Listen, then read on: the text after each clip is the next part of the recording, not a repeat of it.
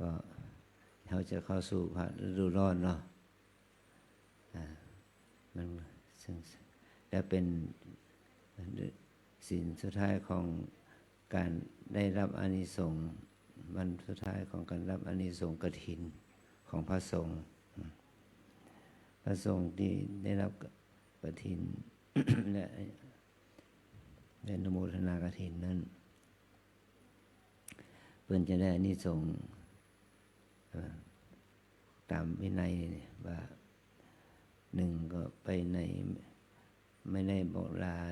ไม่เป็นอาบัติแต่ตั้งแต่พรุ่งนี้เป็นต้นไปไหนมาไหนเราไปด้วยพระการบอกเลยบอกลาเป็นอาบัติผิดศีลสองและฉันเนี่ยเมื่อได้รับอานิสงส์กฐินก็ได้อานิสงส์ฉันคณะโภชนะได้หมายความว่าฉันอาหารด้วยกันได้ปรัมปราโภชนะได้ฉันอาหารดีเขามาถวายที่หลังก็ได้แต่วันพรุ่งนี้เป็นบอกว่าเขาจะอานิสงส์กฐินตัวนี้ก็หมดไปอันที่สี่ก็คือไปไหนนี่เราต้องเอาผ้าไตรจีวรไปครบชุดแต่ตอนนี้ไปก็ต้องมีผ้าไตรจีวรไปกับตัวครบชุดอันนี้ครับแต่ว่าลาภสักการะที่เกิดขึ้นในอารามนี้มีสิทธิ์ที่จะได้รับแล้วก็อันนี้สงส์ตัวนี้ก็หมดไปเป็นต้นในสงส์ของการที่ได้รับพระกฐินของพระภิกษุสงฆ์แต่เป็นพระกฐินที่ศรัทธาถวายก็มันได้รับอานิสงส์ตามบุญทานที่เขาได้ทำนั้นตลอดไปแหละมันบ่ใหญ่ว่ามันจะสิ้นไปหมดไปเขาก็ได้อานิสงส์ของการรับกฐินเป็นทานกุศลนี่เป็นทิฏฐเวทนิยกุศลกรรมกุศลกรรมที่จะให้ผลภายใน7 วันหรือภายใ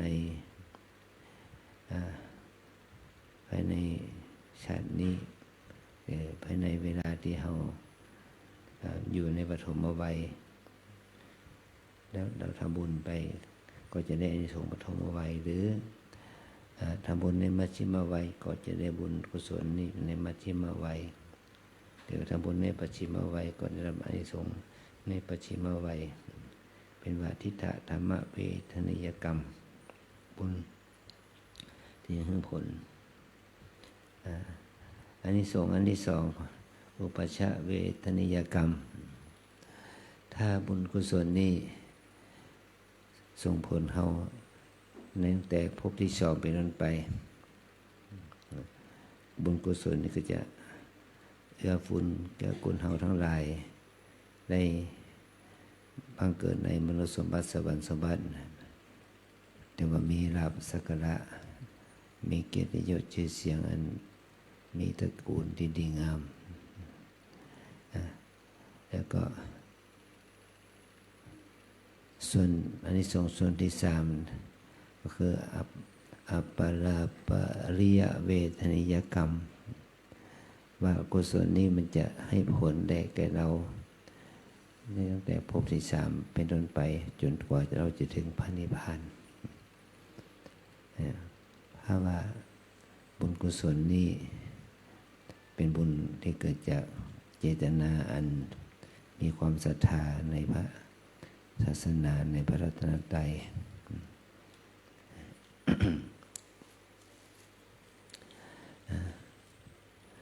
เราก็มานึกถึงบารมีของครูบาอาจารย์หลวงพ่อหลวงปู่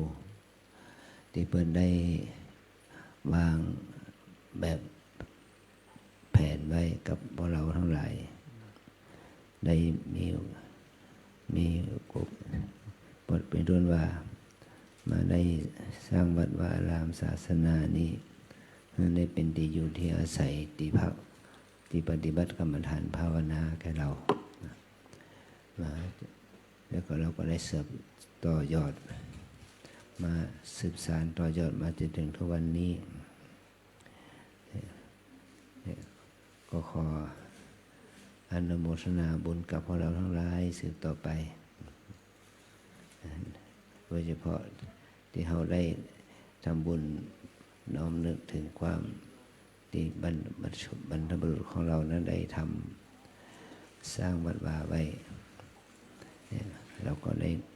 ทำบุญเพื่อจะได้อุทิศบุญกุศลไปถึงบรรพชนนั้นในกรณีนี้ก็ขอให้เราทั้งหลายได้อนุโมทนาบุญทำบุญกุศลหรือนิมนต์พระมันมาทำบุญวันที่30ตอนค่ำตอนเย็นจำนวน39 รูปวันนี้ก็บุญชูดีเนาะเราได้บุญดีที่ว่าพระยมนีพระรากิจได้เป็นเจ้าภาพถวายเป็นต้นทุนให้เราได้ทำบุญได้100,000 บาทเราทั้งหลายก็รวมอนุโมทนาบุญนะสาธุแล้วก็ได้อาศัยที่ว่าเรายังมีกิจกรรมปฏิบัติเรียนบทพระฤดูร้อนปีนี้ก็โยมก็ตั้งทุนให้แก่กิจกรรมนี้จำนวน100,000 บาทเช่นเดียวกันก็ขออนุโมทนาบุญเนาะไม่ใช่ว่าโยมทำบุญคนเดียวนะศาสนาเราต้องทำบุญด้วยนะทำบุญทุนทานขอนิมนต์ท่านเข้าสู่ภาคการปฏิบัติรับศีลต่อไปก่อนที่จะเข้าสู่กิจกรรมในวันศีลวันพระนี้จะได้ประกาศแจ้งชื่อของเจ้าภาพกันเทศนะครับนะวันนี้มีเจ้าภาพคือนางสาวพิมพ์นฤพัฒน์เดชศรีสัตตนาคาถวายกันเทศบูชาธรรมในวันนี้นะครับเจิญศรัทธาสาธุชนทุกท่านกราบพระรัตนตรัยพร้อมกันนะครับ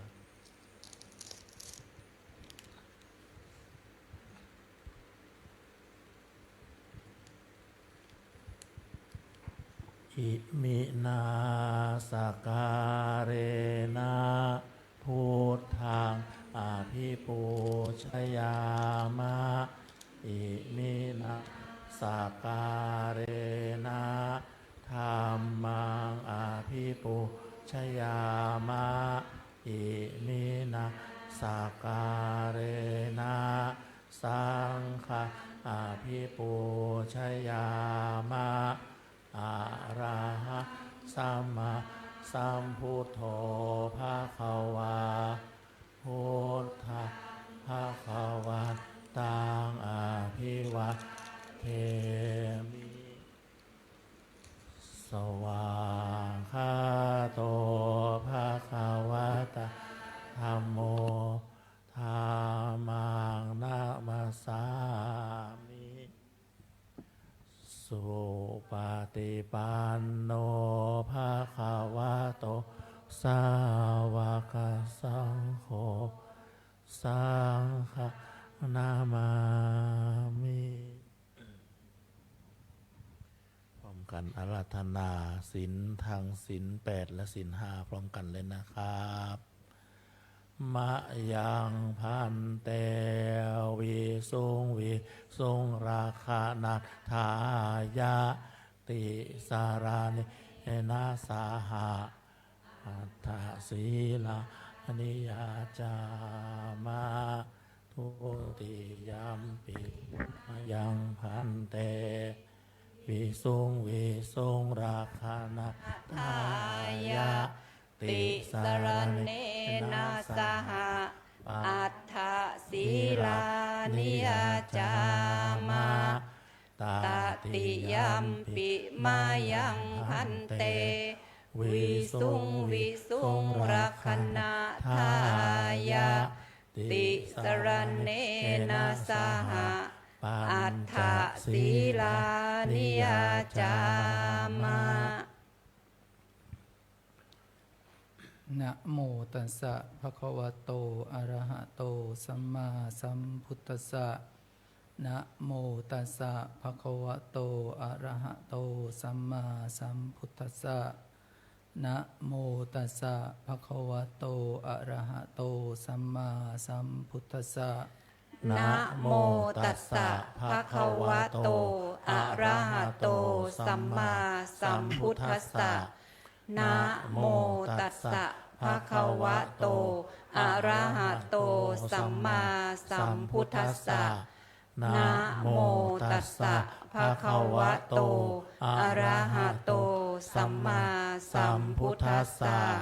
พุทธังสรณังคัจฉามิพุทธังสรณังคัจฉามิธัมมังสรณังคัจฉามิธัมมังสรณังคัจฉามิสังฆังสรณังคัจฉามิสังฆังสรณังคัจฉามิทุติยัมปิพุทธังสรณังคัจฉามิทุติยัมปิพุทธังสรณังคัจฉามิทุติยัมปิธัมมังสรณังคัจฉามิทุติยัมปิธัมมังสรณังคัจฉามิทุติยัมปิสังฆังสรณังคัจฉามิทุติยัมปิสังฆังสรณังคัจฉามิตติยัมปิพุทธังสรณังคัจฉามิตติยัมปิพุทธังสรณังคัจฉามิตติยัมปิธัมมังสรณังคัจฉามิตติยัมปิธัมมังสรณังคัจฉามิตติยัมปิสังฆังสรณังคัจฉามิตติยัมปิสังฆังสรณังคัจฉามิติสรณคมนังนิธิตังอามะพันเตปานาติปาตาเวรมณีสิกขาปะทังสมาธิยามิ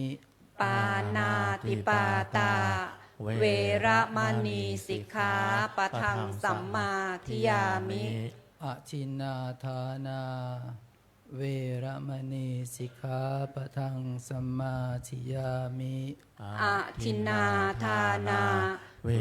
รมณีสิกขาปะทังสัมมาธิยามิ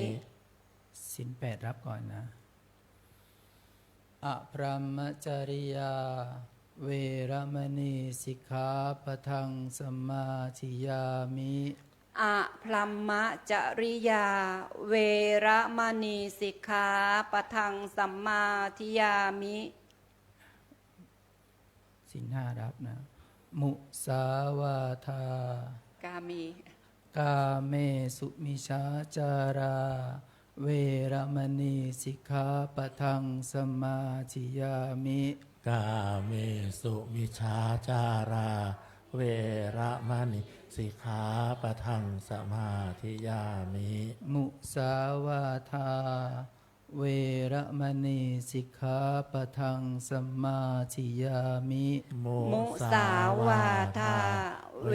รมณีสิกขาปะทังสัมมาธิยามิสุราเมรยมัชฌะปมาทฐานาเวรมณีสิกขาปะทังสมาธิยามิสุราเมรยมัชฌะปมาทฐานา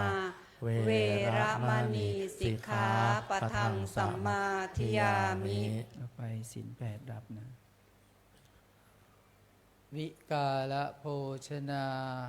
เวรมณีสิกขาปะทังสัมมาธิยามิวิการะโภชนาเวรมณีสิกขาปะทังสัมมาธิยามินัจจะคีตะวาทิตะวิสุกัทัสนามาลาคันทะวิเลปนะธารณะมันธนะวิภูสนะฐานาเวรมณีสิกขาปะทังสัมมาธิยามินัจจะคีตะวาทิตะวิสุกทัสนะมาลาคันทะวิเรปนะธารณะมันดนะวิภูสนัฏฐานาเวรมณีสิกขาปะทังสัมมาธิยามิอุจจาสยนะมหาสยนาเวรมณีสิกขาปะทังสัมมาธิยามิ อุจจาสยนะ มหาสยนา เวระมณีสิกขาปะทังสัมมาทิยามิ อิมานิอัตถสิกขาปทานิสีเลนะสุขติงยันติ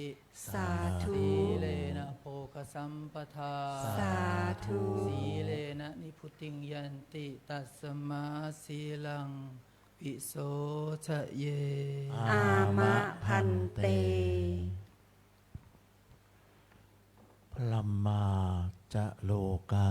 ธิปติสหัมปติกัดอัญชลี อันทิวรังอายาจทาสันติทะสัตตาปรชคะชาติกา เทเสตุธรรมัง อนุกรรมปิมัง ปะชัง อาราธนังกะโรมา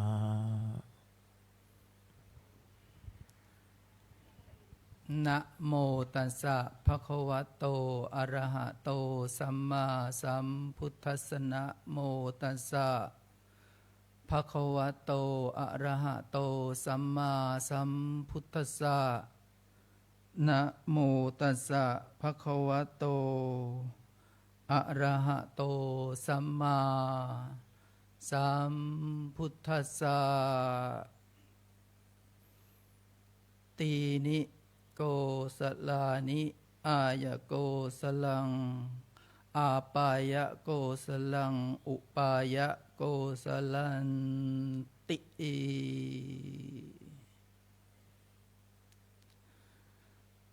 ณบัดนี้อัตมาภาพจะได้แสดงพระธรรมเทศนาในโกศลกถาว่าด้วยความฉลาดเพื่อเป็นเครื่องประคับประคองฉลองศรัทธาประดับปัญญาบารมีอนุโมทนากุศลบุญญาราศีของคณะศรัทธาญาติโยมศาสนิกชนทั้งหลายผู้ขวนขวายมาบำเพ็ญบุญบำเพ็ญกุศลมีการถวายทานรักษาศีลฟังธรรมเทศนาแล้วก็เจริญจิตตภาวนาแล้วก็มีการทำวัดสวดมนต์อันเป็นการบำเพ็ญบุญช่วงนี้ต่างก็ทราบกันดีว่าขอให้ญาติโยมนั่งปกตินะว่าเราเข้าสู่ในเดือนที่ว่าเป็นมงคลเป็นบุญที่วัดเราในวันที่30มีนาคมก็ถือเป็นวันสถาปนาวัดร่ำเปิงตะโบธารามครบ533 ปีก็ถือว่าเป็นการที่ว่าพวกเรานั้นจะได้มาสร้างบุญสร้างกุศลและก็สืบทอดเจตนาอันเป็นการเผยแผ่พุทธศาสนาให้ยั่งยืนและก็อีกเดือนต่อมาก็คือในช่วงเดือนเมษายนที่จะถึงนี้ก็เป็นบุญใหญ่ที่จะเกิดขึ้นในวันที่2เมษายนถึงวันที่18ก็คือการบวชสามเณรพระภิกษุภาคฤดูร้อนซึ่งก็ถือเป็นการกิจกรรมของเราประจำทุกปีก็ถือว่าเป็นวันสงกรานต์วันปีใหม่ไทยของเราแต่โบราณและในโอกาสวันนี้อาตมาภาพขอถวายความเคารพพระเดชพระคุณพระภาวนาธรรมาภิรัตน์พระวิปัสสนาจารย์เจ้าอาวาสวัดร่ำเปิงตะโปธารามเจ้าคณะอำเภอเมืองเชียงใหม่และขอโอกาสพระภิกษุสงฆ์สามเณรแม่ชีตลอดถึงผู้ปฏิบัติธรรมทุกท่านแล้วก็เจริญพรไปอย่างสาธุชนที่รับชมรับฟังในการบรรยายธรรมในวันนี้ซึ่งก็เป็นวันพระเป็นปกติของทางวัดเราที่ได้มีการ จัดกิจกรรมนี้เป็นประจำทุกปี ถือเป็นการเผยแผ่พระพุทธศาสนาทางสื่อออนไลน์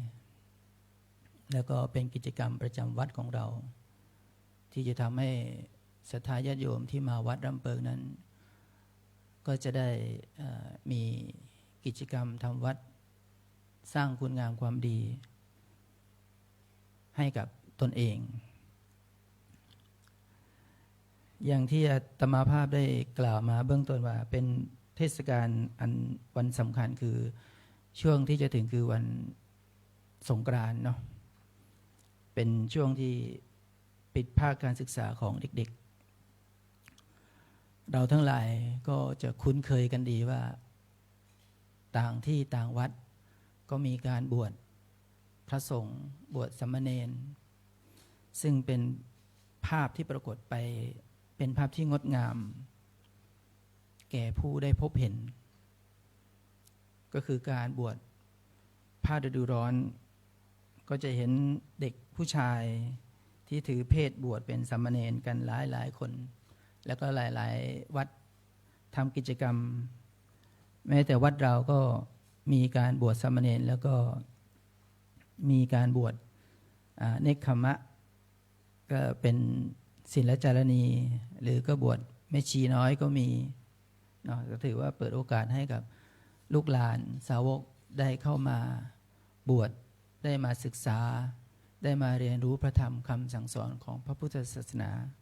ถือช่วงปิดเทอมก็เอาเวลาที่เป็นประโยชน์เข้ามาบำเพ็ญบุญบำเพ็ญกุศลก็ใครที่มีความสนใจก็เชิญทุกคนนั้นได้มาร่วมบวชในโครงการซึ่งจะมีจัดขึ้นในวันที่2อย่างที่อาตมาได้กล่าวแต่เบื้องต้นก็คือถือว่าเป็นการมาพัฒนาจิตใจที่งดงามนะญาติโยมทั้งหลายก็ได้ถือโอกาสพาลูกหลานในช่วงปิดเทอมได้เข้าวัดฟังเทศน์ฟังธรรมปฏิบัติธรรมไม่ปล่อยเวลาที่มีค่าล่วงเลยไปโดยไร้ค่าเพราะฉะนั้นการนำตัวเองเข้าสู่ทางแห่งความเจริญนั้นก็ถือเป็นทางเลือกเดินของชีวิตของเรานะโยมเราเป็นผู้ลิขิตชีวิตที่เราเดินมาอย่างนี้ก็เพราะว่าเราเป็นผู้เลือกเราเป็นผู้นำพาตนเองเข้ามาวัดรำเปิงตะโปธารามนั้นเปิดโอกาสให้ทุกคนนั้นเข้ามาทำบุญทุกอย่างที่เกิดขึ้นกับจิตใจของเรานั้นก็คือบุญกุศลของเราทั้งนั้นเพราะงั้นในช่วงเดือนเมษาก็ถือเป็นสงกรานต์ไทยว่าเราก็จะได้มีโอกาสได้สร้างบุญสร้างกุศลแล้วก็ให้เด็กๆรุ่นหลังนั้นได้จดจำในการประเพณีของไทยเราสืบต่อไปเพราะฉะนั้นความที่อาตมาภาพยกว่าความฉลาดในชีวิตเขาเรียกว่าทักษะแห่งชีวิตคือทักษะแห่งความฉลาดในการที่จะใช้ชีวิตเมื่อเผชิญปัญหาชีวิตก็จะแก้ปัญหาอย่างไรเรียนอยู่ในโรงเรียนหรืออยู่ตามมหาลัยนะศรัทธาญาติโยมทั้งหลายบางทีเรามีโจทย์ที่ได้มาเนี่ยบางทีเราก็ตอบได้แต่บางทีการแก้โจทย์การตอบปัญหาของชีวิตของเรานั้นเรากลับตอบไม่ได้เพราะมันคือปัญหาที่เราจะต้องสนใจบางครั้งก็มีบ่อยนะโยมบางทีก็ทำร้ายตนเองบ้างทำลายคนรักตัวเองบ้างทำลายหลายสิ่งหลายอย่างเพราะ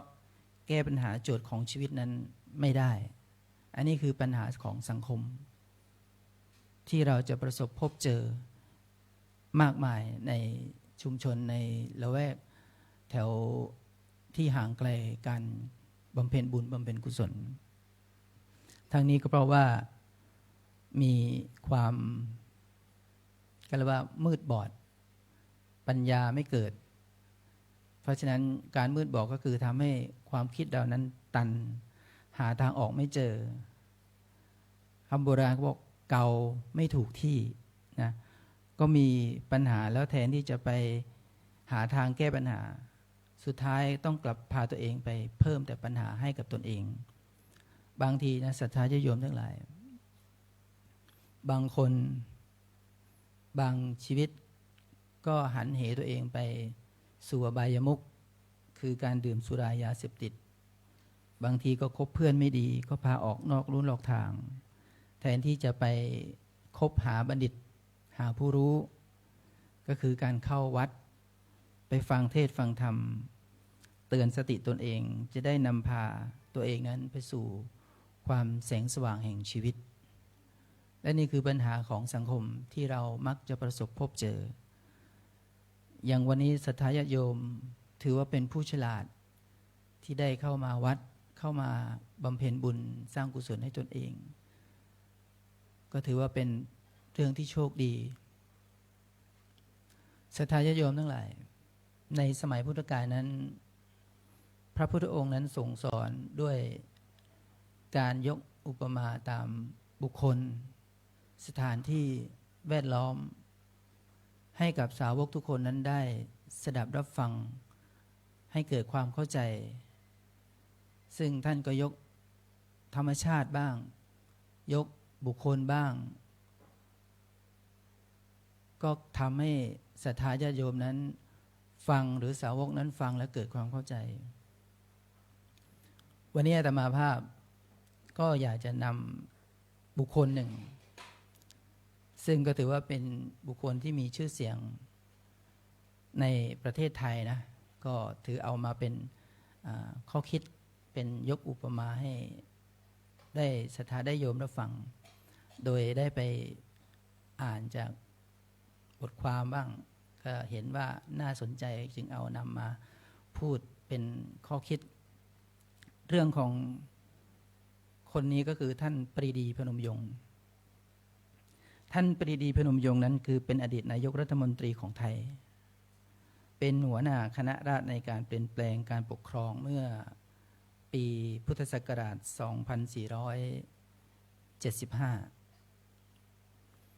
ท่านขณะนั้นท่านได้ไปพำนักอยู่ที่ประเทศฝรั่งเศสก็มีผู้สื่อข่าวไปถามท่านว่าไปสัมภาษณ์ท่านว่าในชีวิตของท่านเนี่ยก่อนที่ท่านคือไปสัมภาษณ์ช่วงนั้นก่อนที่ท่านจะเสียชีวิตเนาะไม่นานผู้สื่อข่าวถามว่าท่านปรีดีว่าอะไรคือความผิดพลาดที่ยิ่งใหญ่ที่สุดในชีวิตของท่านถ้าท่านย้อนกลับไปตั้งต้นในชีวิตใหม่ได้เนี่ยท่านจะไม่ยอมทำอย่างนี้เด็ดขาดท่านก็ตอบว่าความผิดพลาดที่ยิ่งใหญ่ที่สุดในชีวิตของข้าพเจ้ามีอยู่ข้อหนึ่งคือข้าพเจ้ารีบทำกรรมใหญ่ก่อนที่จะมีประสบการณ์ก็คือท่านยังไม่มีประสบการณ์แต่ท่านคิดทำการใหญ่ความผิดพลาดไม่ได้อยู่ที่การทำการใหญ่แต่ความผิดพลาดนั้นอยู่ที่ยังไม่มีประสบการณ์ในทางการเมืองยังไม่มีความรู้พอที่จะคุ้มครองตัวก็ไปทำการใหญ่ท่านเล่นการเมืองโดยไม่มีประสบการณ์การเมืองก็เลยเล่นงานท่านทำให้ท่านนั้นไม่ประสบความสำเร็จตามที่คาดหวังไว้จะพาประเทศไทยให้เป็นประชาธิปไตยอย่างที่ท่านคิดท่านก็คงนึกว่าตอนนั้นเรามีประสบการณ์มากกว่านี้คงจะไม่มีอุปสรรคอย่างที่เป็นอยู่อย่างนี้เพราะว่าผู้ริเริ่มในการเปลี่ยนแปลงนั้นจะต้องมีประสบการณ์มากกว่านี้เพราะงั้นท่านปรีดีจึงสรุปว่าเมื่อมีอำนาจก็ขาดประสบการณ์เมื่อมีประสบการณ์ก็หมดอำนาจเสียแล้วเพราะฉะนั้นถ้าในทางพระพุทธศาสนาท่านเรียกว่าโกศลนะโกศลแปลว่าความฉลาดในการที่จะดำรงชีวิตมีทักษะในการดำเนินชีวิตมองได้ตลอดมองได้ขาดว่าอะไรนำไปสู่ความเจริญของชีวิตหรือความเจริญของบ้านเมืองอะไรจะพาให้ชีวิตนั้นมีความเสื่อมเลือกอะไรแล้วชีวิต ดีขึ้น เลือกอะไรแล้วชีวิตจะไม่ตกต่ำโดยบางทีก็ไม่ต้องไปพึ่งหมอดูเนาะไม่ต้องไปผูกดวงเพราะว่าเห็นแล้วมองทะลุว่าคบคนนี้แล้วเจริญเพราะนั้นในพุทธศาสนาเรียกว่าโกศลดังพระบาลีที่อาตมาภาพได้ยกขึ้นเป็นนิเคปบทเบื้องต้นว่าตีนิโกศลานิเป็นต้นแปลความว่าความฉลาดความฉลาดนั้นมีอยู่3ประการศรัทธาญาติโยมทั้งหลายประการที่1คืออายโกศลหมายถึงว่าฉลาดในความเจริญมองอะไรก็เข้าใจฉลาดที่จะทำในสิ่งนั้นให้เกิดความเจริญทั้งตนเองและสิ่งที่เกิดประโยชน์ในสังคม 2. อาปายโกศลคือฉลาดในความเสื่อมและ 3. อุปายโกศลฉลาดในวิธีการเลือกเพื่อไปสู่ความเจริญแห่งความเสื่อมเพราะฉะนั้นความฉลาดบางครั้งศรัทธาญาติโยมทั้งหลายมันก็ต้องประกอบด้วยความสมดุลนะความสมดุลที่เราจะต้องเข้าใจเราบางทีเรามักจะมีเพียงว่าอายโกศลคือฉลาดในการมองเห็นแต่ความเจริญแต่ขาดอปายโกศลคือขาดความฉลาดในการมองเห็นในความเสื่อม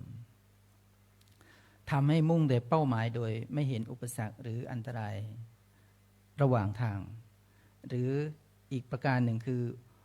แนวคิดมองโลกในแง่ดีจนเกินไปเห็นแต่ความเจริญเปรียบเสมือนเราอยากจะกินปลาแต่ไม่มองดูว่ามีก้างอาจจะนำไปสู่ปัญหาและมองโลกในแง่ร้ายเกินไปก็เห็นแต่ปัญหา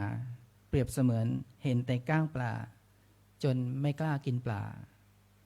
ทำให้เรานั้นไม่กล้าทำอะไรเลยเพราะฉะนั้นศรัทธาญาติโยมทั้งหลายฉลาดในวิธีการสร้างความเจริญและบริหารความเสี่ยงนั้นรู้จักหาวิธีกินปลาโดยไม่ติดก้างพัฒนาตนต้องระมัดระวังทำอย่างพอดิบพอดีสาระสำคัญคือการส่งเสริมให้มีมุมมองที่สมดุลในการดำเนินชีวิตโดยไม่มองแต่ด้านบวกจนละเลยในเรื่องของความที่จะเสี่ยงเกิดขึ้นคืออย่ามองแต่เรื่องที่ว่าคิดว่าจะได้อย่างเดียวเราก็ต้องมองในสิ่งที่มันจะเกิดโทษกับเราด้วยบางครั้งก็พอมองในดังที่ลบเกินไปก็จะทำให้เราไม่กล้าทำอะไรแต่ให้รู้จักวิเคราะห์ทั้งโอกาสและความเสี่ยงในรอบๆด้านพระพุทธศาสนานั้นสอนเราคือพุทธศาสนาไม่ได้สอนมองโลกแต่แง่ดีและก็ไม่ได้สอนให้คนกลัว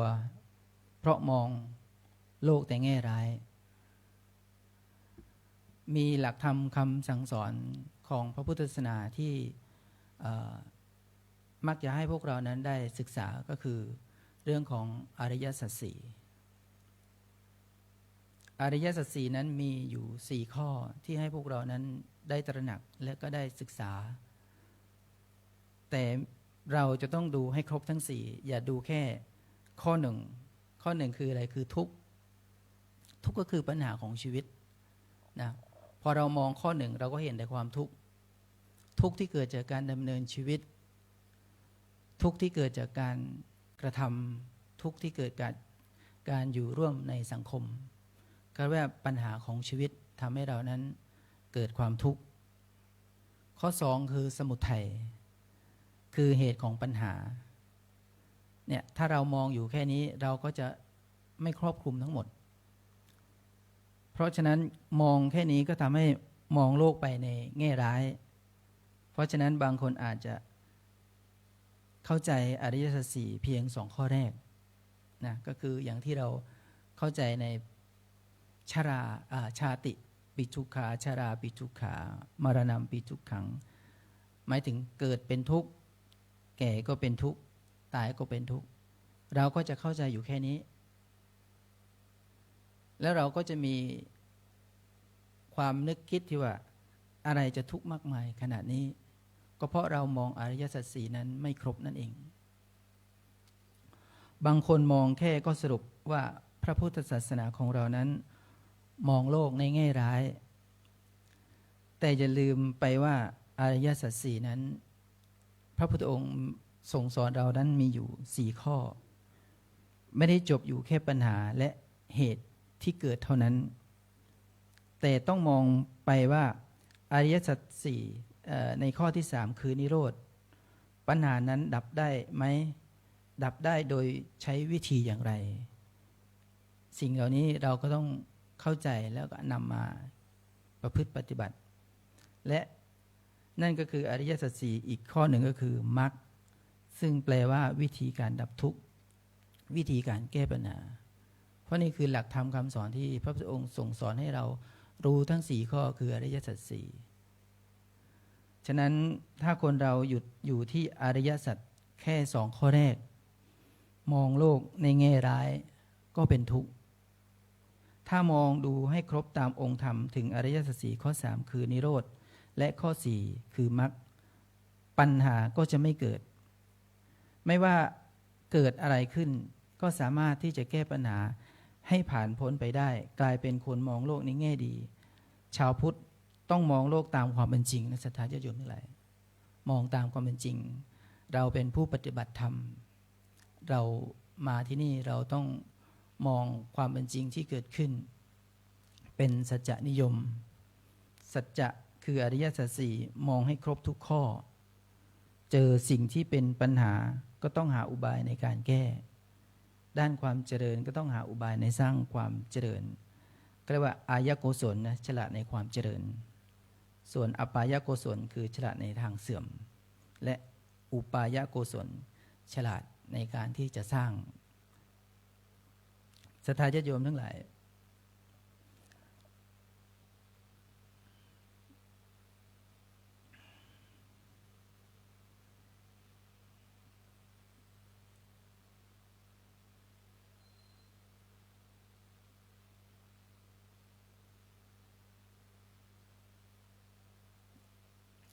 ความเจริญ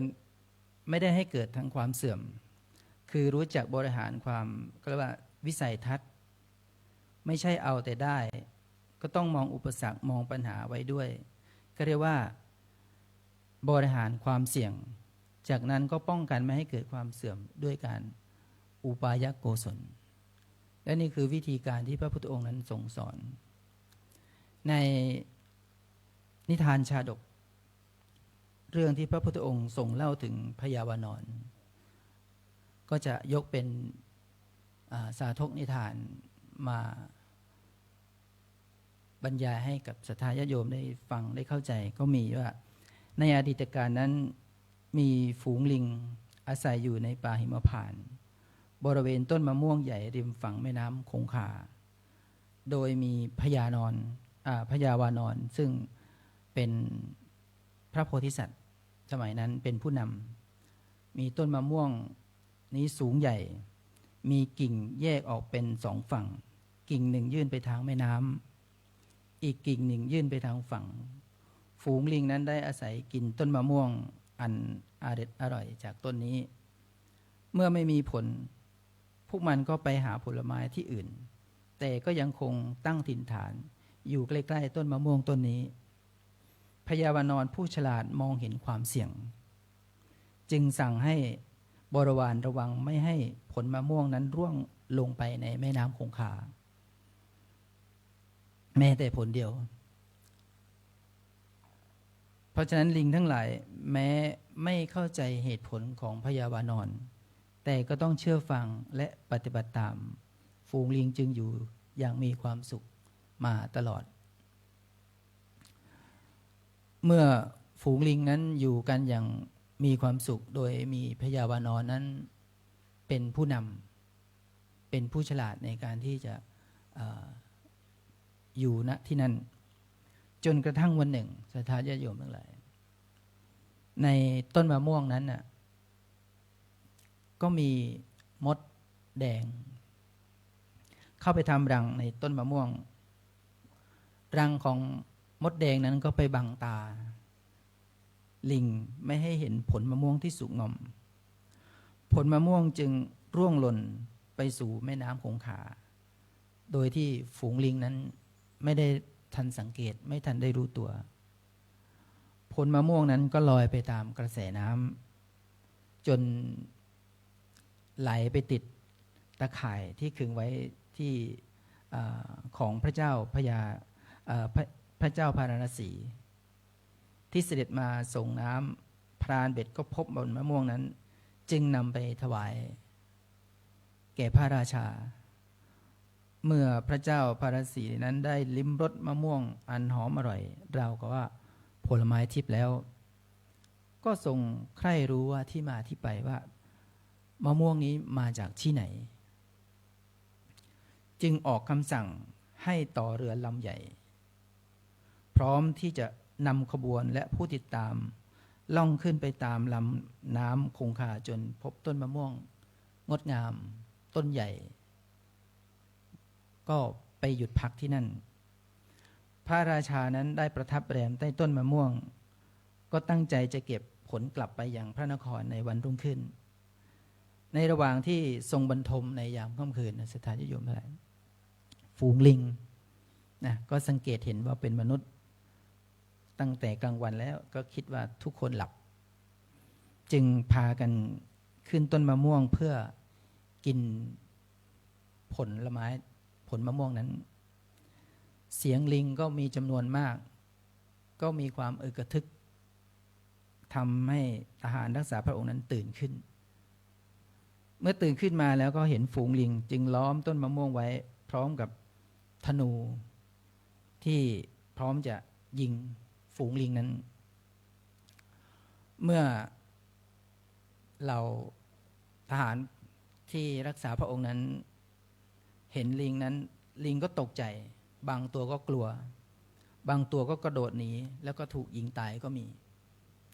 ที่เหลือก็หันไปขอความช่วยเหลือจากพญาวานรพญาวานรก็ได้ตำหนิพวกตนที่ไม่ระวังที่เคยบอกว่าไม่ปล่อยให้ผลมะม่วงนั้นตกน้ำเพราะฉะนั้นเมื่อเกิดเหตุการณ์นั้นจนทำให้เหตุร้ายนี้เกิดขึ้นเมื่อพระราชาสั่งให้เห็นอย่างนั้นก็วางและจุดคบเพลิงที่ต้นไว้และเตรียมยิงลิงทั้งหมดเมื่อถึงรุ่งเช้าพญาวานรจึงคิดหาทางช่วยเหลือ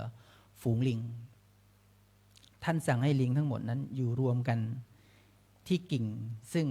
กิ่งนั้นจะยื่นไปทางแม่น้ำแล้วตัวท่านเองก็ด้วยความเป็นผู้นำก็วิ่งกระโจนกระโดดข้ามแม่น้ำไปอย่างอีกฝั่งหนึ่งฝั่งตรงข้ามไปเพื่อที่จะไปคว้าเถาวัลย์อันยาวแล้วก็โดดกลับมาที่กิ่งมะม่วงกลางแม่น้ำแต่เถาวัลย์นั้นเกิดความยาวไม่เพียงพอที่จะไปผูกกับกิ่งต้นมะม่วงขาดไปช่วงหนึ่งแต่พญาวานรผู้เสียสละจึงผูกเถาวัลย์ที่เอวตนเองแล้วเกาะกิ่งต้นมะม่วงไว้ให้แน่นๆทำตัวเป็นสะพานเชื่อมระหว่างเถาวัลย์กับกิ่งมะม่วงและก็สั่งให้ลิงทั้งหลายนั้นเหยียบตัวท่านเองเพื่อที่จะอะไรเพื่อที่จะเดินข้ามไปอย่างตามเถาวัลย์ลิงทุกตัวเมื่อรู้เจตนาของผู้น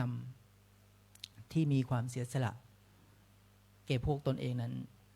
ก็มีความเคารพมีความศรัทธาจึงขอขมาแล้วก็รีบเดินข้ามตัวพญาวานรมันไปอย่างรวดเร็วเมื่อพระราชาเห็นก็ทรงแอบดูความพิศวงในความเสียสละของพญาวานรแต่มีลิงอยู่ตัวหนึ่งลิงเน้นที่อยากเป็นหัวหน้านะก็ได้ฉวยโอกาสตรงนี้กระโดดลง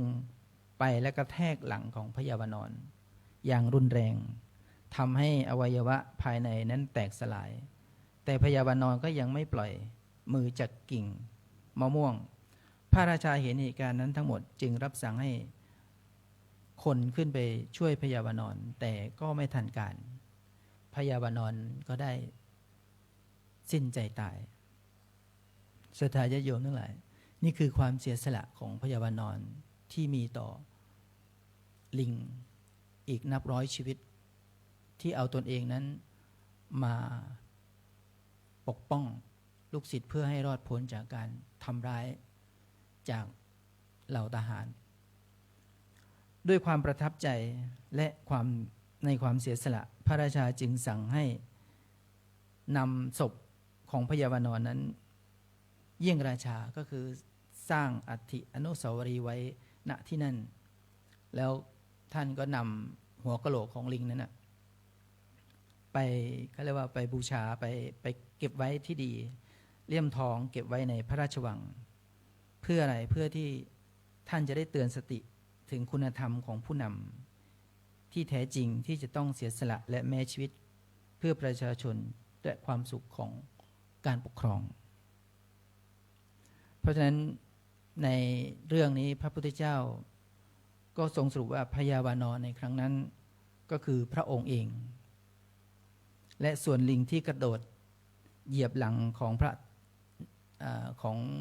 ท่านก็คือพระเทวทัตเรื่องนี้ก็แสดงให้เห็นถึงการบริหารความเสี่ยงอย่างมีวิสัยทัศน์ของพญาวานรมีความรอบคอบมีความ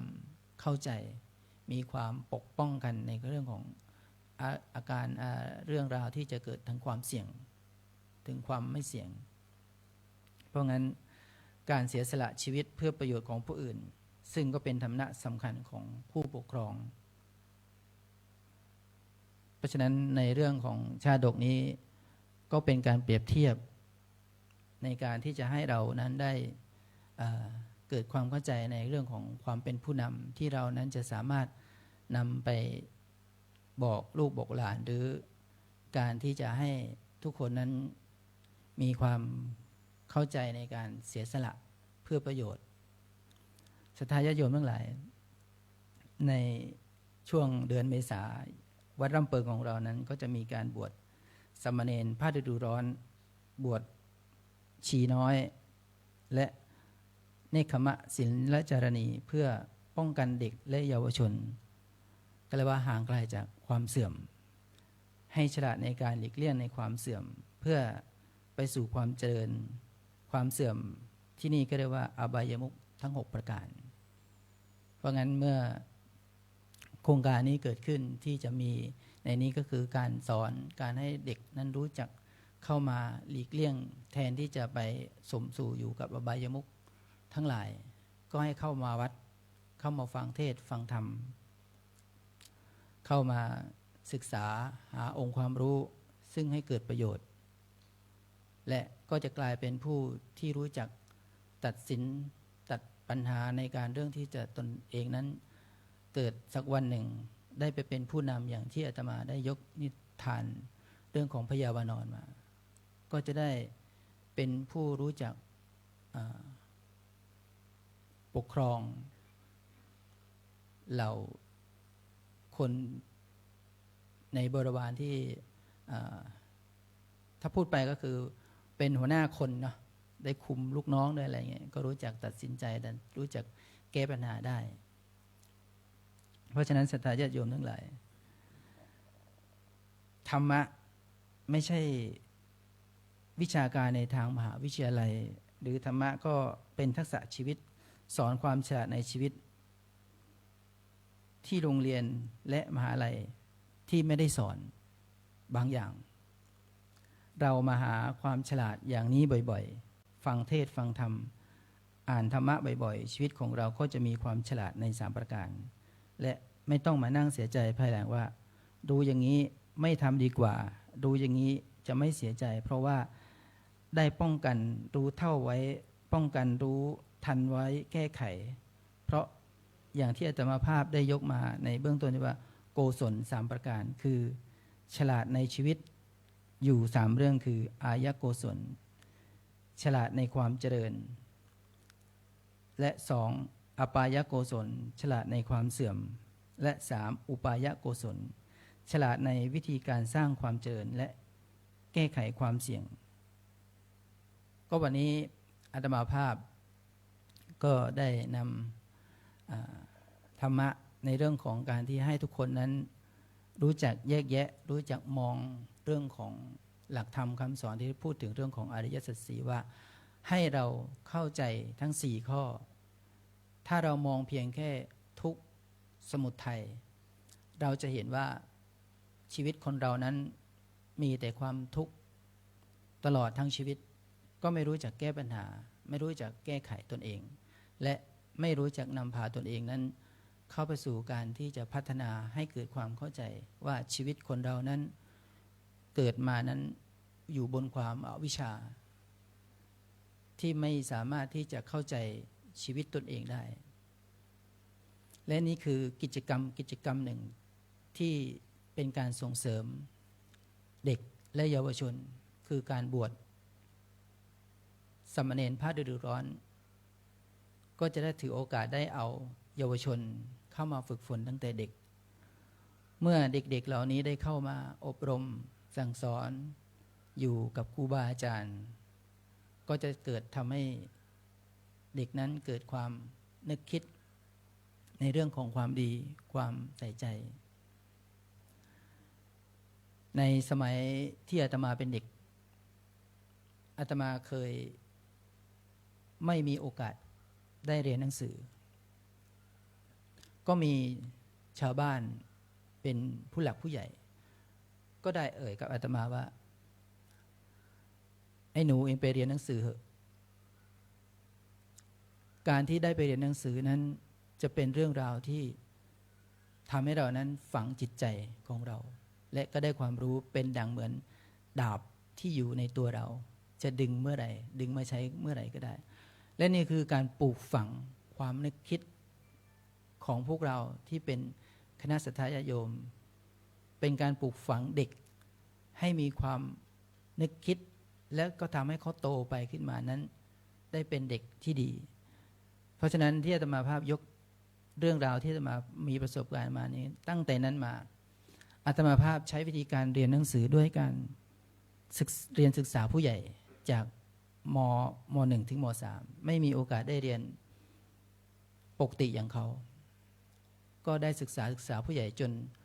จบมาจนทุกวันนี้ก็ถือว่าเป็นการปลูกฝังที่ทำให้อาตมานั้นมีใจใฝ่ที่จะศึกษาเพื่อตนเองเพราะฉะนั้นศรัทธาญาติโยมทั้งหลายเมื่อเราเห็นโครงการดีๆเกิดขึ้นเห็นเด็กๆเยาวชนเข้ามาก็อยากจะเชิญชวนนั้นให้พวกเรานั้นได้เข้ามาศึกษาได้มาบวชในโครงการและก็จะเกิดความดีความงามติดกับลูกหลานของเราสืบต่อไปก็ดังอาตมาภาพได้พรรณนามาก็เห็นสมควรแก่เวลาจึงขอสมมุติยุติลงคงไว้แต่เพียงเท่านี้เทศนาประยุทธ์สาในอวสานที่สุดแห่งพระธรรมเทศนารัตนตยานุภาเวนะรัตนตยาเตชะสาด้วยอนุภาพแห่งคุณพระศรีรัตนตรัยอันมีพระพุทธพระธรรมพระสงฆ์และคุณงามความดีของคณะศรัทธาญาติโยมที่บำเพ็ญบุญในวันนี้เกิดความดีก็จงมาดลบันดาลประทานพรให้กับคณะศรัทธาญาติโยมนั้นจงเป็นผู้เจริญในหน้าที่การงานเจริญในหน้าที่กิจการคิดสิ่งใดที่ชอบประกอบด้วยธรรมแล้วไซก็ขอพลันเป็นผลสำเร็จเป็นผลสำเร็จทุกประการแสดงพระธรรมเทศนาในโกศลกถาว่าด้วยความฉลาดก็สมควรแก่เวลาจึงขอสมมุติยุติลงคงไว้แต่เพียงเท่านี้เอวังก็มีด้วยประการฉะนี้อันธรรมยังสาธุกลังกโรมะเสสาธุสาธุวันนี้พระธรรมเทศนาเข้าบรรยากาศดีนะครับเนาะเทศเกี่ยวกับเรื่องต้นมะม่วงมีคณะศรัทธามะม่วงมาทำบุญตักบาตรวันนี้นักขนาดเลยนอกจากมะม่วงก็ยังมีกล้วยทั้งแบบลูกแบบหวีเชิญนะครับนะท่านเจ้าภาพนะครับเนาะนางสาวพิมพ์นฤพัฒน์เดชศรีสัตตนาคาถวายกันเทศในเบื้องต้นพร้อมทั้งประเคนตะการในลำดับต่อไปนะครับนะ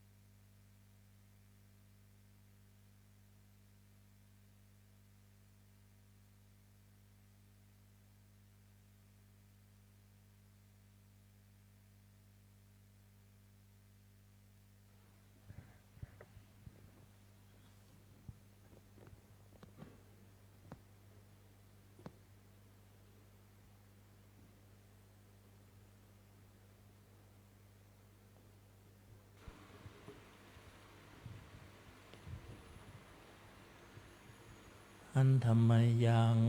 พุทธัสสะภะคะวะโตอุปภาคณมะกะลังกะโรมะเสนะโมตัสสะภะคะวะโตอะระหะโตสัมมาสัมพุทธัสสะนะโมตัสสะภะคะวะโตอะระหะโตสัมมาสัมพุทธัสสะนะโมตัสสะภะคะวะโตอะระหะโตสัมมาสัมพุทธัสสะอิมานิมายังพันเตภัตตานิสัพปะริวารานิภิกขุสังคัสสะโอโนชยามะสาธุโนพันเตภิกขุสังโฆอิมานิภัตตานิสัพปะริวารานิปฏิคันหาตุอัมภากังทีฆารตังหิตายะสุขายะข้าแต่พระภิกษุสงฆ์ผู้เจริญข้าพระเจ้าทั้งหลายขอน้อมถวายภัตตาหารกราบทั้งบริวารทั้งหลายเหล่านี้แก่พระภิกษุสงฆ์ขอพระภิกษุสงฆ์จงรับภัตตาหารกับทั้งบริวารทั้งหลายเหล่านี้ของข้าพเจ้าทั้งหลายเพื่อประโยชน์และความสุขแก่ข้าพเจ้าทั้งหลายมีบิดามารดาเป็นต้นด้วยตลอดกาลนานเทอญสาธุ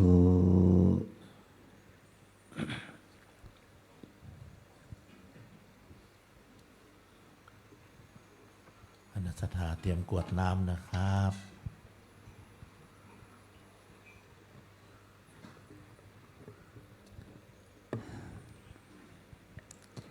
ยะถาวาริวหาปุราปาริปุเรนติสาคารังเอวะเมวะอิโตทินังเปตานังอุปกัปปติอิชิตังปฏิตังตุมหังคิปะเมวะสมิจฉตุสัพเพปุเรนตุสังกปปาจันโทปนะระโสยถามณิโชติระโสยถา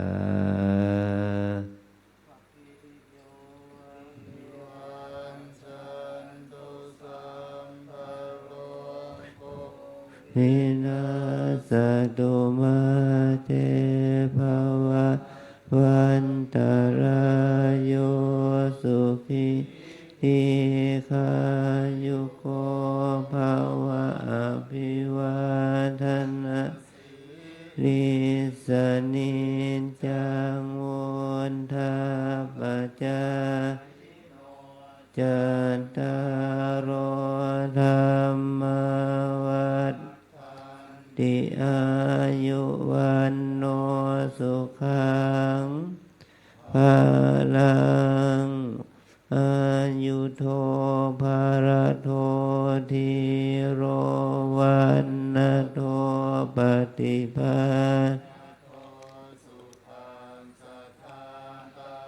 เมธาวิสุขังโสอธิคาจติอา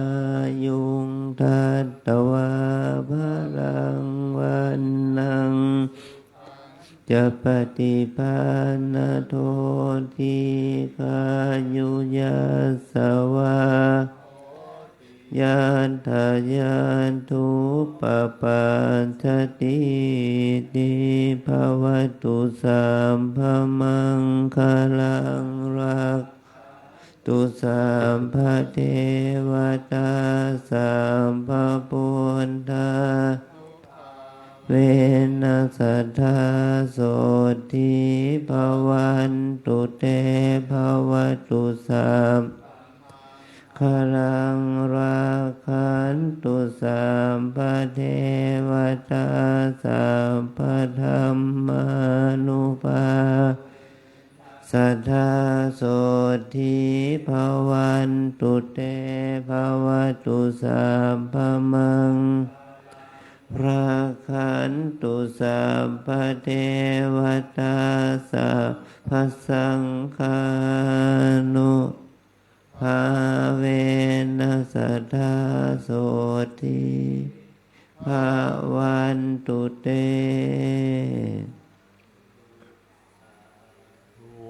สาธุเจริญศรัทธาสาธุชนทุกท่านสงบจิตเจริญภาวนากุศลเวลาสักครู่ครับ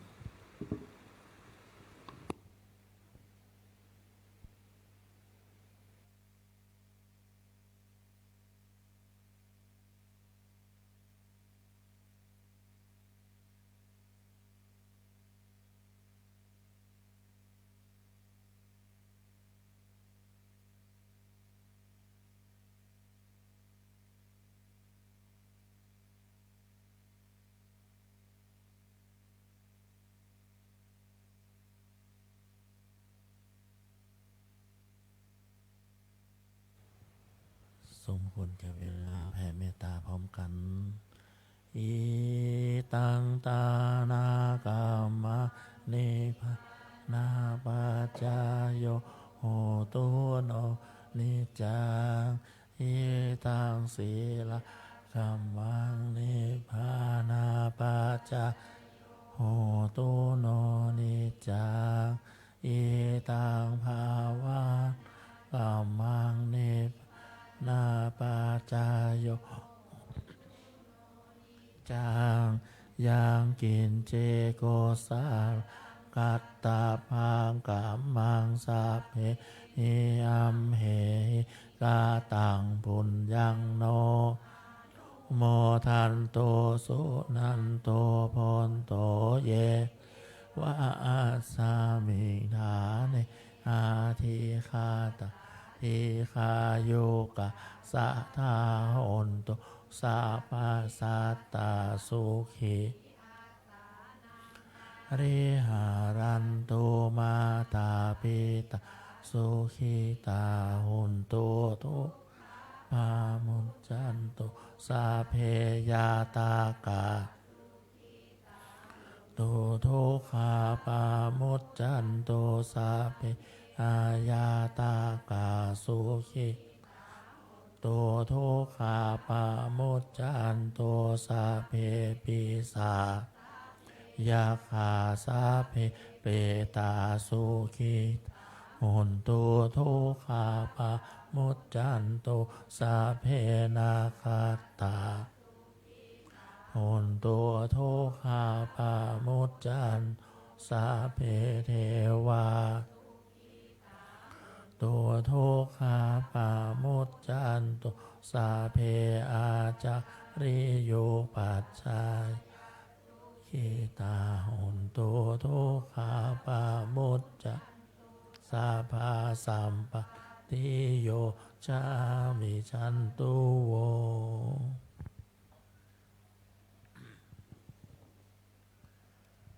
วันตาเมพุทธังสัพพะเมวะโทสัมาทาเมพันเตวันธัมมังสัพพะเมวะโทสัขามาทามิพันเตวันมิสังฆังสัพพะขามาทามิพันเตวันทามิคาโรโอปัสอาจาริเยสัพพะเมวะโทสัทาเมพันเตวันทามิกัมมะฐานังสัพพะโทสังฆามาทามพันเตวันทามิจาราเมภัทธสีมังสัพพะเมวะโทสังฆามิพันเตวันทามิเจติยังสัพพะฐาเนสุปาติทิตา สาลีลาธาตุโพธาโรปังสากาลังสะทานาคาโลเกเทวาโลเกมาโลเกชัมพูทิเปลังกาสาริลาธาตุโยเกสาธาตุโย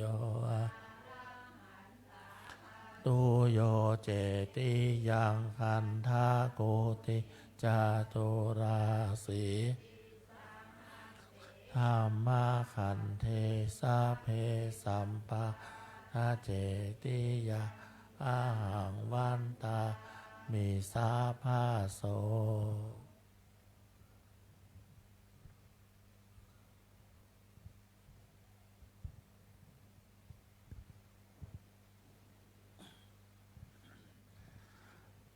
สาธุวันดามิพันเตสัพพังอาปะลาทังคามาทามิพันเตมายากาตังปุญญาสามินาอนุโมทิตาภาสามินาคาตังปุญญาไมหังทาตาภาสาธุสาธุอนุโมทามิจัตตารโอธรรมาวัฏันติอายุวันโนสุขังพะลังสาธุสาธุสาธุ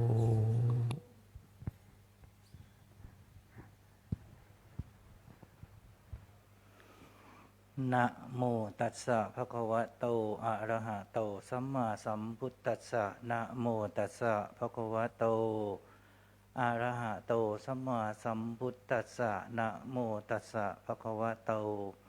อะระหะโตสัมมาสัมพุทธัสสะยัคเคพันเตสังโฆชานาตุขอพระสงฆ์ทั้งปวงจงฟังคำของข้าพเจ้าบัดนี้ได้มีทายกทายิกาผู้มีจิตศรัทธาเริ่มใสในพระพุทธศาสนาได้พร้อมจิตพร้อมใจน้อมนำมาซึ่งภัตตาหารขนมข้าวหวานพร้อมด้วยของที่เป็นบริวารทั้งหลายมาถวายเป็นสังฆทานแก่พระภิกษุสงฆ์อันว่าสังฆทานนี้ย่อมมีอานิสงส์อันยิ่งใหญ่สมเด็จพระพุทธองค์จะได้จำเพาะเจาะจงว่าเป็นของภิกษุรูปหนึ่งรูปใดก็หาไม่ได้เพราะเป็นของที่ได้แก่สงฆ์ทั่วทั้งสังฆมณฑลสมเด็จพระพุทธองค์ตรัสว่าให้แจกกันตามบรรดาที่มาถึงฉะนั้นบัดนี้ข้าพเจ้าจะสมมุติตนเป็นผู้แจกของสงฆ์พระสงฆ์ทั้งปวงจะเห็นสมควรหรือไม่เห็นสมควรถ้าเห็นว่าไม่เป็นการสมควรแล้วไซขอจงได้ทักท้วงขึ้นในท่ามกลางระหว่างสงฆ์อย่าได้เกรงใจหากเห็นว่าเป็นการสมควรแล้วก็จงเป็นผู้ที่นิ่งอยู่บัดนี้พระสงฆ์ทั้งปวงนิ่งอยู่ข้าพเจ้าจะรู้ได้ว่าเป็นการสมควรแล้วจะได้ทำการแจกของสงฆ์ต่อไปณการบัดนี้อะยังปัทมภาโคมหาเถรสะปาปุนาติส่วนที่หนึ่งย่อมตกถึงแก่พระมหาเถระผู้ใหญ่ที่อยู่เหนือข้าพเจ้าอาวเสสาภาคาอัมหากังปาปุนันติส่วนที่เหลือจากพระมหาเถระผู้ใหญ่แล้วย่อมตกถึงแก่ข้าพเจ้าทั้งหลายตามบรรดาที่มาถึงพร้อมกันทุกรูปไปจนถึงพระมัชฌิมพระนวากะและภิกษุณีเหลือจากนั้นให้ตกถึงแก่สัมมเณรเหลือจากสัมมเณรแล้วให้ตกถึงแก่แม่ชีโยคีอุบาสกอุบาสิกาผู้ที่ถือศีล8และศีล5กันตามระดับชั้นลงไปส่วนที่เหลือจากนั้นให้ตกถึงแก่ผู้ที่มีส่วนเกี่ยวข้องและช่วยงานในวัดกันทุกคนทุกท่านเศษอาหารที่ทานเหลือหรือตกหล่นลงพื้นปฐพีแล้วบรรดาสรรพสัตว์สัตว์เล็กสัตว์น้อยสัตว์ใหญ่ทั้งหลายนำไปกินกันเพื่อความอยู่รอดต่อไปโดยไม่เป็นโทษและไม่มีกรรมข้าพเจ้าแจกทานมาในครั้งนี้หากพระสงฆ์ทั้งปวงเห็นว่าถูกต้องตามพระวินัยแล้วก็จงให้ขันธสัญญาณสาธุการขึ้นพร้อมกันทุกรูปด้วยเทินหันทาธานิมายังพันเตคัจฉามะพาหุกิจจามายังพาหุการะนิยายัสสะธานิตุมเหกลังบัญญาธาสาธุพันเตสาธุพันเตสาธุพันเตเชิญกราบพระสงฆ์พร้อมกันครับ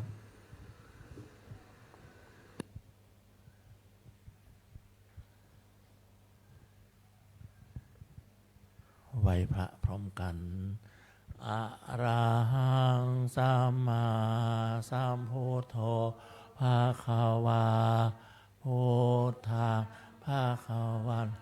ดังอาภิวะเทมิสวาคาโตภะคะวะตาธัมโมธัมมานะมาสามิสุปฏิปันโนภะคะวะโตสาวกสังโฆสังฆังนามา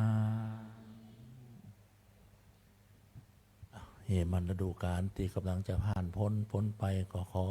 อินทรีย์บารมีของคณะสัตยาแก่กล้าสูงยิ่งขึ้นไปเพื่อที่จะรับฤดูร้อนชิมหันฤดูที่จะมาถึงทุกคนทุกท่านนะครับ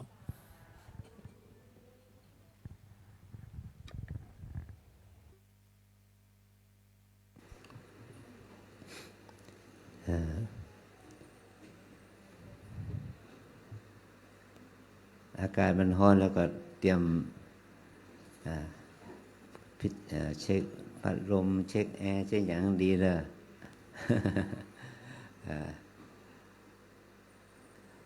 แล้วก็รวมมาถึงว่ารับพายุฤดูร้อนฝนตกเมื่อวันซื่นวันเฮาฝนตกน้อยหนึ่งมันอากาศมันสะอาดขึ้นนะ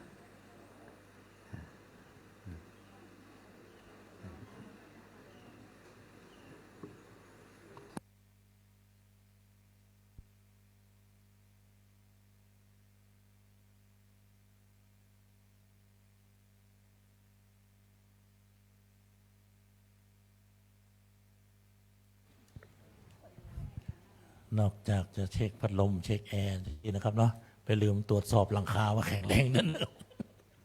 พายุร้อนมาแล้วนะ